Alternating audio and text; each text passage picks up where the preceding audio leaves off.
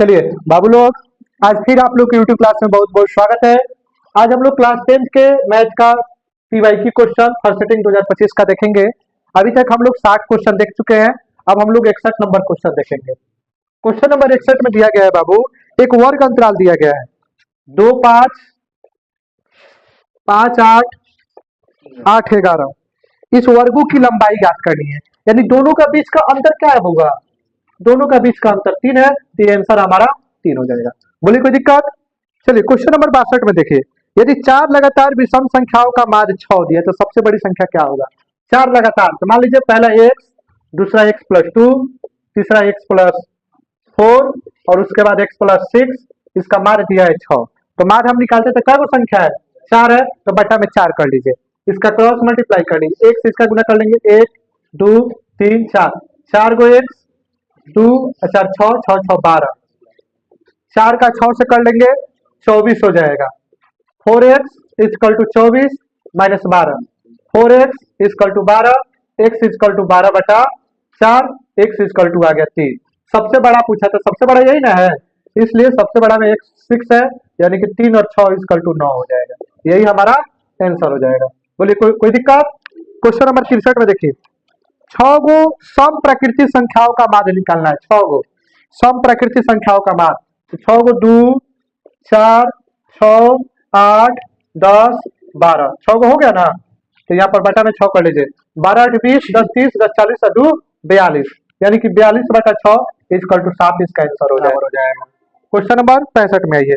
Question number 65 में बोल रहा है कि 8 7 9 3 9 3 9 5 4 5 7 5, इसका बहुलक क्या होगा?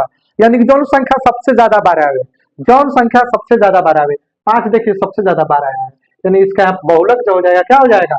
5 हो जाएगा। बोलिए कोई दिक्कत?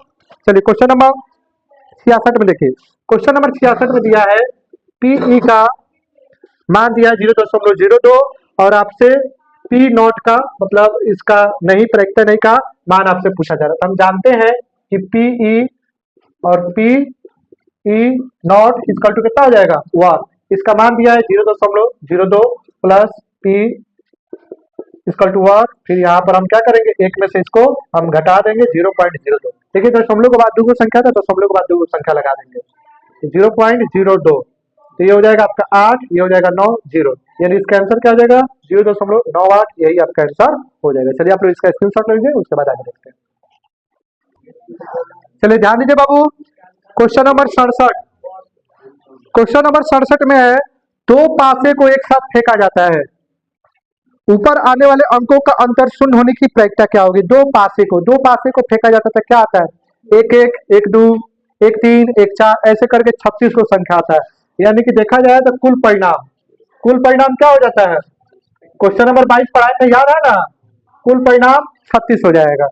अब क्वेश्चन बोल रहा है कि अगर जो संख्या है तो उसका अंतर शून्य होना चाहिए। क्या होना चाहिए? शून्य।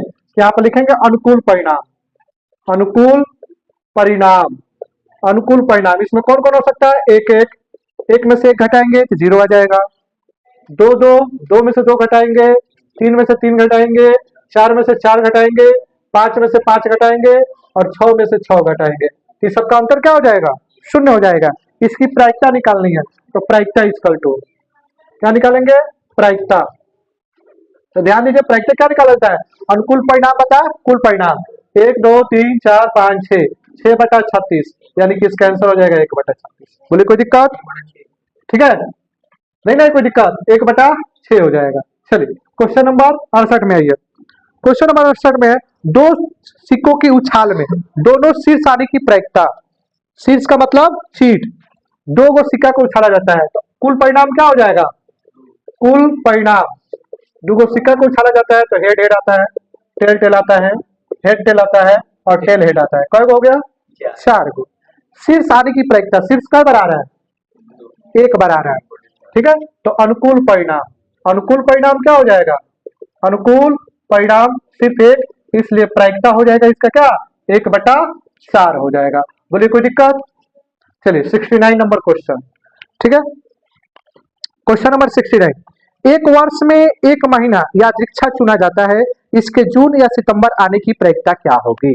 तो बउआ एक महीना में कितना एक महीना बोल रहे हैं, एक वर्ष में कितना महीना होता है? कुल परिणाम कितना हो जाएगा? 12। क्वेश्चन बोल रहा है कि आपका सितंबर और जून आना चाहिए। सितंबर और जून अनुकूल परिणाम, सितंबर और जून क्या बार हो जाएगा?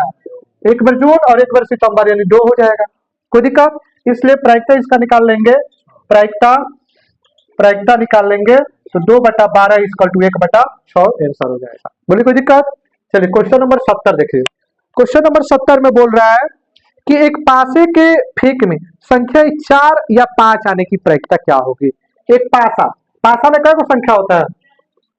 कुल संख्या या कुल परिणाम, जो मन करे लिख सकते हैं। कुल परिणाम पासा में क्या संख्या? 6 लीडो गोटी के छक्का में, ठीक है। 4 या 5 आने की प्रायिकता। अनुकूल परिणाम क्या हो जाएगा? 4 और 5 कब हो जाएगा? 2 हो जाएगा। इसलिए प्रायिकता क्या हो जाएगी? 2/6 इक्वल टू 1/3 हो जाएगी। बोले कोई दिक्कत? चलिए स्क्रीनशॉट लीजिए, उसके बाद आगे देखा जाएगा। चलिए ध्यान दीजिए बाबू। क्वेश्चन नंबर 71, 2 गोले का आयतन दिया गया है। गोलों का क्या दिया गया है? आयतन। तो गोले का आयतन क्या होता है? गोले का आयतन होता है 4 पाई आर क्यूब।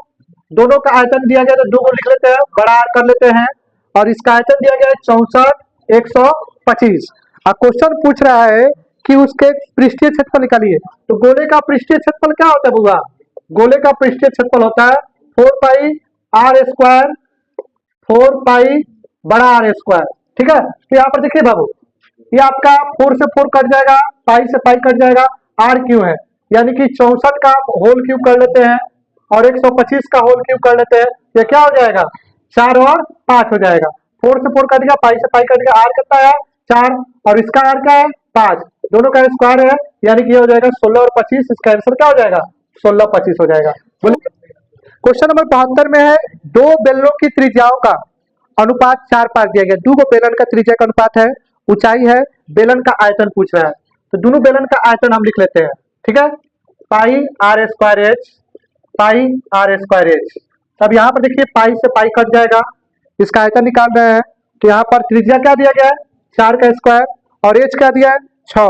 उसके बाद है 5 का स्क्वायर, उसके बाद दिया है 7।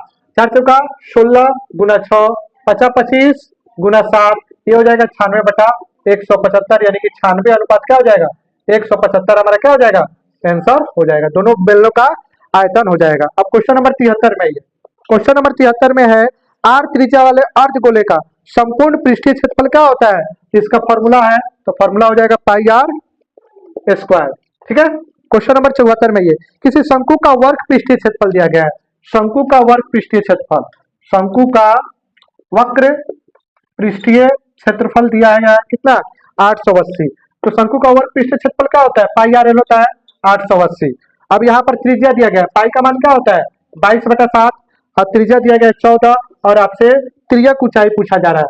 क्या पूछा जा रहा है? त्रियक ऊंचाई। इससे यह कट गया 2 बार में, ये हो गया 44 गुना एल इक्वल टू 880, ये हो जाएगा एल इक्वल टू 880/44, कटा देंगे तो यानी 20 सेंटीमीटर हमारा आंसर हो जाएगा। बोलिए कोई दिक्कत नहीं ना है?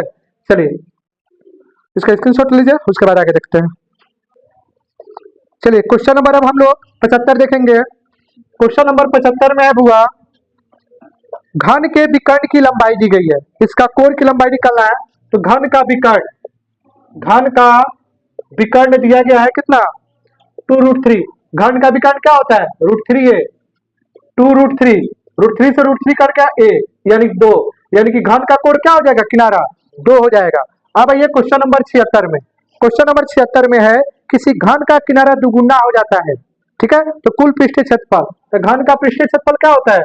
घन का, यानी यहाँ पर लिख सकते हैं पुराने घन का पृष्ठीय क्षेत्रफल, पुराने घन का पृष्ठीय क्षेत्रफल क्या होता है? 6a स्क्वायर, यही ना होता है। अब नए घन का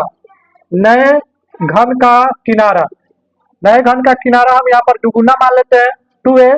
तो नए घन का पृष्ठीय क्षेत्रफल यहाँ पर ले लेते हैं 6a स्क्वायर, ठीक है। 6 a का मान क्या दिया गया है? 2a स्क्वायर, यानी कि ये हो जाएगा 6 अब 4a² यानी कि 24a²। क्वेश्चन बोला है कि इसका कितने कुल पृष्ठीय क्षेत्रफल का कितना गुना होगा, तो 24 को इससे भाग कर लीजिए, इसलिए यहाँ पर 24a² और 6a², a² से a² कट गया, 4 है, यानी कि कितना गुना है, 4 गुना है। बोले कोई दिक्कत, इसका आंसर 4 गुना हो जाएगा। चलिए क्वेश्चन नंबर 77 में आ जाइए। क्वेश्चन नंबर 77 है किसी गोले का कुल पृष्ठीय क्षेत्रफल। गोले का कुल पृष्ठीय क्षेत्रफल क्या होता है, 4πr², यही ना होता है गोले का कुल पृष्ठीय क्षेत्रफल। उसके बाद है उसी त्रिज्या के एक अर्ध गोले का कुल पृष्ठीय क्षेत्रफल 3πr², यही ना होता है। तो बताइए कि इसका अनुपात क्या होगा।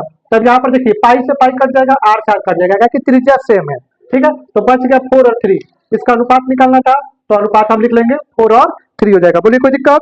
अब क्वेश्चन नंबर 78 में है। क्वेश्चन नंबर 78 में बोल रहा है कि यदि किसी गोले का वर्ग पृष्ठीय क्षेत्रफल, गोले नहीं अर्ध गोले का है, अर्ध गोले का वक्र पृष्ठीय क्षेत्रफल, वक्र पृष्ठीय क्षेत्रफल आपका दिया गया है 1232। कितना दिया गया है, 1232। इसका क्या निकालना है, आपका त्रिज्या निकालना है, ठीक है। चलिए ध्यान दीजिए, आपका अर्धगोले का वर्ग पृष्ठीय क्षेत्रफल हो जाएगा 2πr² इक्वल टू 1232। 2 का 2 लिख लीजिए, पाई का मान 22/7 और r आपका नहीं दिया गया तो छोड़ दीजिए, इक्वल टू 1232 हो जाएगा। अब यहाँ पर गुना कर लीजिए, 44/7 गुना r² इक्वल टू 1232, r² 1232 गुना में जरा के भागा में 44/7, r² इक्वल टू 1232 गुना 7/44। अब इससे इसको हम भाग कर लेते हैं, आंसर हमारा आ जाएगा 44 को 1232 से कर लेते हैं, कितना से कर लिया जाए, 2 से 88 कर लेते हैं, 13 में 60 गया 5, इधर 1 गया 3, ये हो गया 2। अब 8 से कर लिया जाए, 8 से 32 का 3, 32 3 35, यानी कि यह आ गया 28, इससे कट गया 28 r इक्वल टू, अब इसका इससे गुना कर लेते हैं, तो ये हो जाएगा 56 घात में 5 और 14 5 19, r√196 कर लेते हैं, और r ये कितना होता है 14, यानी इसका मान क्या हो जाएगा 14 हो जाएगा। चलिए आप इसका स्क्रीनशॉट लीजिए, उसके बाद आगे देखते हैं। चलिए क्वेश्चन नंबर 79 देखिए, बहुत ही अच्छा क्वेश्चन है। यहाँ पर दिया गया है cos theta plus cos² theta equal to 1 है, तो बताइए sin² theta plus sin 4 theta का मान क्या होगा। तो बाबू यहाँ पर देखिए, हम यहाँ पर लिख देते हैं cos theta equal to 1 plus में जरा के माइनस में cos² थीटा, ये हो गया cos थीटा इक्वल टू, ये हो गया sin² थीटा। 1 प्लस बोल रहे हैं, 1 माइनस cos² थीटा किसका मान होता है, sin² थीटा का मान होता है। ध्यान रखिएगा, cos का मान हो गया चाहे इसका यह मान हो गया। अब यहाँ पर आ जाइए, sin² थीटा है प्लस, इसको हम लिख सकते हैं sin² का होल स्क्वायर, लिख सकते हैं ना, दोनों से गुना कर लेंगे 4 आ जाएगा, ये हो गया sin² थीटा। अब देखिए sin² की जगह पर हम cos थीटा लिख सकते हैं, यहाँ पर लिख दीजिए cos थीटा का होल स्क्वायर, ये हो गया sin² theta plus cos theta का होल स्क्वायर है, यानी sin² और cos² क्या होता है, एक का मान होता है। बोलिए कोई दिक्कत। चलिए बाबू क्वेश्चन नंबर 80 देखेंगे हम।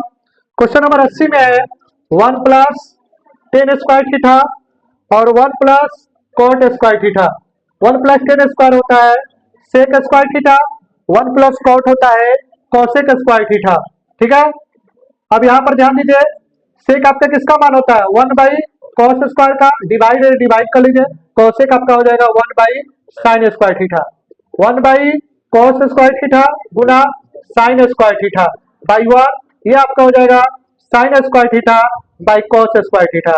sin बाई cos किसका मान होता है, tan² थीटा का मान होता है। ध्यान रखिए क्वेश्चन नंबर 64, क्वेश्चन नंबर 64 में था 1 प्लस cot² थीटा, वहां पर cos लिखा हुआ है, cos नहीं cosec² थीटा होगा, क्या हो जाएगा cosec² थीटा हो जाएगा क्वेश्चन नंबर 64 में। ध्यान रखिएगा। चलिए आप लोग इसका स्क्रीनशॉट ले लीजिए, वीडियो अच्छा लगा तो लाइक शेयर और सब्सक्राइब कीजिए। बहुत बहुत धन्यवाद।